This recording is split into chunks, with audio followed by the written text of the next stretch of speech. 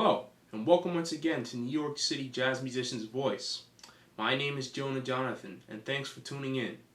Tonight, I've had the great opportunity of interviewing jazz pianist Harold Mabern. This is a rare opportunity into a real true innovator. Harold Mabern has worked with many greats, including trumpeters Miles Davis and Lee Morgan, as well as Lionel Hampton, Frank Strozier, and Sarah Vaughan, many others. Harold is really a true bebop pianist, and I was fortunate enough to get an interview with him in the back of Smoke Jazz. Smoke Jazz Club is on 105th and Broadway, and Harold has recently been playing there every Monday night with the John Farnsworth group. You can check him there, and you can really learn a lot from him by coming through and sitting in on the sessions or just watching him. Harold is a personal teacher of mine from my days back at William Patterson, and it's really a great honor to have studied with him, and I'm really happy that he agreed to do this interview, because this is a really rare insight into a person who was around in New York for well over 50 years. So please keep watching these videos. I want to make an apology in advance that I didn't have a green screen for this video, so the background is a little bit sketchy, but I think you guys will forgive me in checking out such a great interview. There's going to be 3 parts to this interview, and just subscribe to my videos and continue watching. We have some great interviews coming up, including one with Spike Lee's father, Bill Lee, jazz bassist, and another pianist, Benito Gonzalez. And I'm just going to continue to keep producing great interviews. So I hope you guys enjoy, and stay tuned. So ladies and gentlemen, tonight I have the wonderful opportunity of interviewing jazz pianist Harold Mabern. Harold, could you tell us how you first started in music? I know it was a very long time ago, but well, I always tend to say that music chose me. I didn't choose it because of the fact that I'm self-taught. Okay. I never took piano lessons, unfortunately. There was nobody in my family that played music, in my immediate family.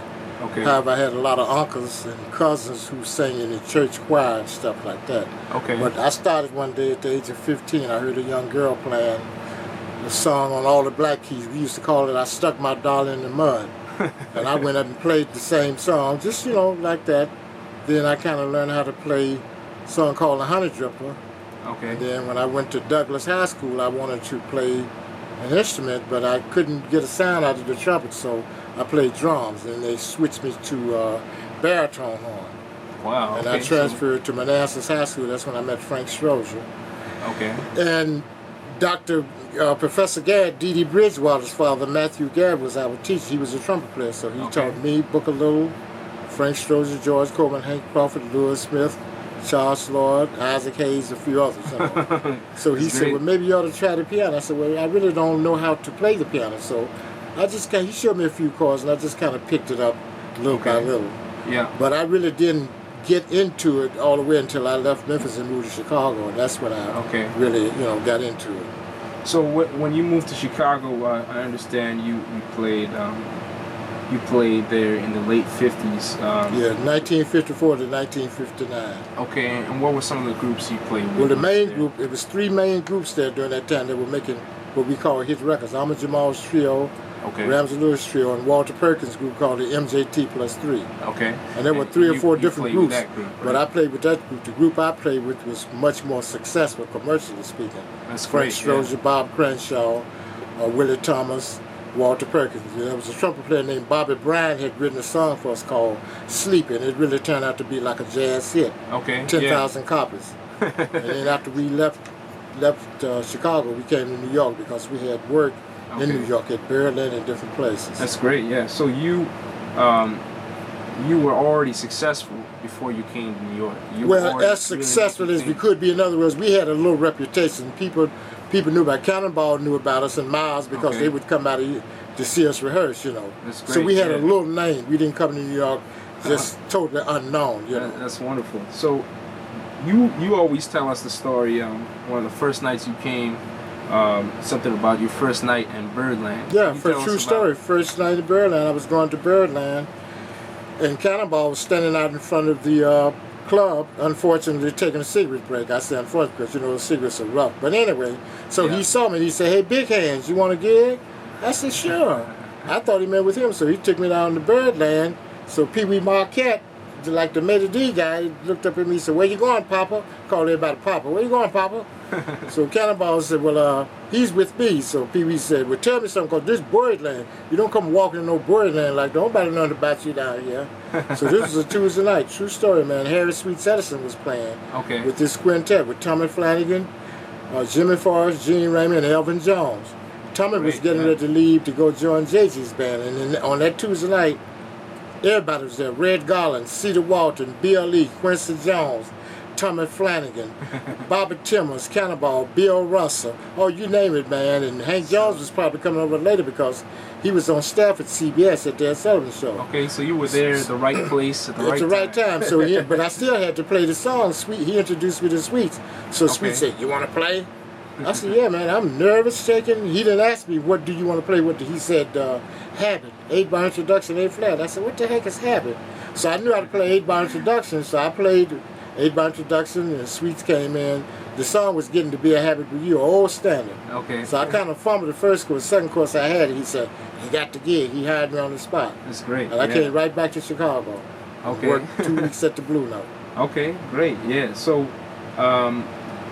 after that, you know, you went on to work with some really great names, including you know, Jimmy Forrest, obviously. Right. And you worked with Lionel Hampton. Right. That was my next big gig, Lionel Hampton, when I came back from Chicago. And how was it playing with Lionel? It was very interesting because it was big band, and I was kind of felt good because I had played with a big band in Chicago, Morris Ellis Big Band, so they gave me a chance and the experience that I need to read some kind of music. So it worked out good.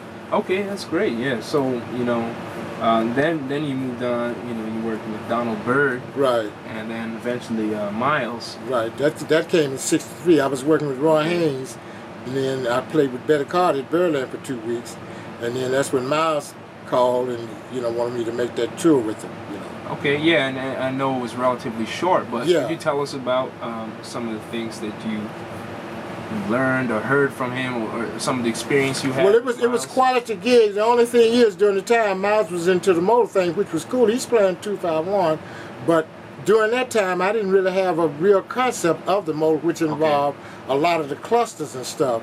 And I mentioned that Professor Mulgrew Miller, he said, "Well, look, man, there were a whole lot of piano players that didn't quite understand it, but I look back at it now, and it seems so easy now." But he was very supportive of me, and he said, "You sure can swing."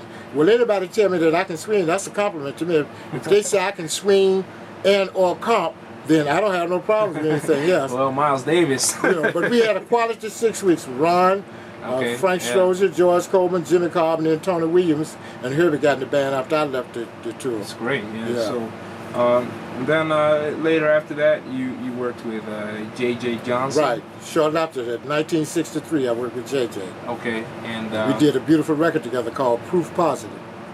Great. So, and then one of the other major names you played with was Lee Morgan. Oh yeah, that and, was my man. That was my main man. That was, you know, I'm a great fan of your work with Lee. Right. Could you speak to people about Lee?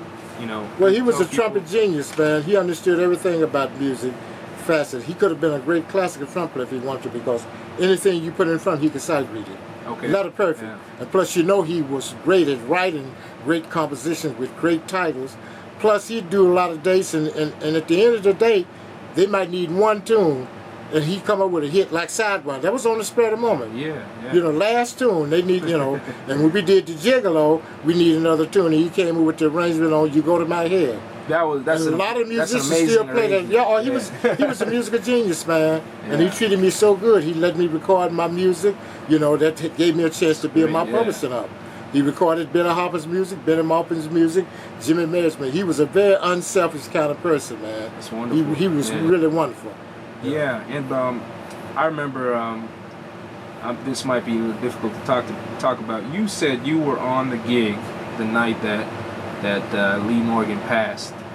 Could you speak a little bit about your experience after that? You know, because I know. Could you tell people from your perspective what happened that night on the gig?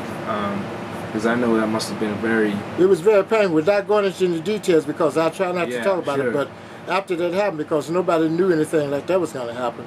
But after that happened, man, I was my stomach, my whole system was messed up for a whole month. Yeah. To see something like that happen, because we had played a good set, and there was a lot of snow on the ground, and that was one of the reasons why he didn't get a chance to survive, because it took so long for the ambulance to get there. Normally, they could have been there in 2 or 3 minutes, but because of the magnitude of the snow, it took so long, you know. But man, it took me a long time to deal with that, because to see that happen to somebody that you're so close to, you know. Yeah. And we went to his service in Philadelphia, and I'll never forget, rest his soul, Kenny Durham, man, bless his heart. He was sick then. He checked himself out of the hospital to go to the thing to attend Lee's funeral. That's the kind of camaraderie that the guys had then. It's not like that with a lot of younger cats now. Those guys loved and respected each other. You know? Yeah, that's great. I mean, Lee is personally my favorite trumpet player. Oh yeah. And you know, obviously he's coming out of Clifford Brown. Right. But you know, Lee to me just has this wonderful blues feel and behind the beat feel. But very charismatic, just like Miles Davis. That's why Miles dug him, because he was a trendsetter. And you know. What do you think was your favorite session with him? Because I know you made a few. Well, with him. I would say my favorite is the Gigolo, mainly because that's the only time I recorded with Wayne Shorter. That's the only time. And since Wayne was on it, because Wayne, as you know, is such a wonderful human being, and Lee loved Wayne, so I would say that's one of my favorites because of the fact that Wayne was on the date. Then naturally those dates at Live at the Lighthouse, and the Procrastinator and a couple other ones, you know, and the last one we did, you know. Yeah. But I would say the Gigolo, because we had some good moments on that date, you know. Yeah.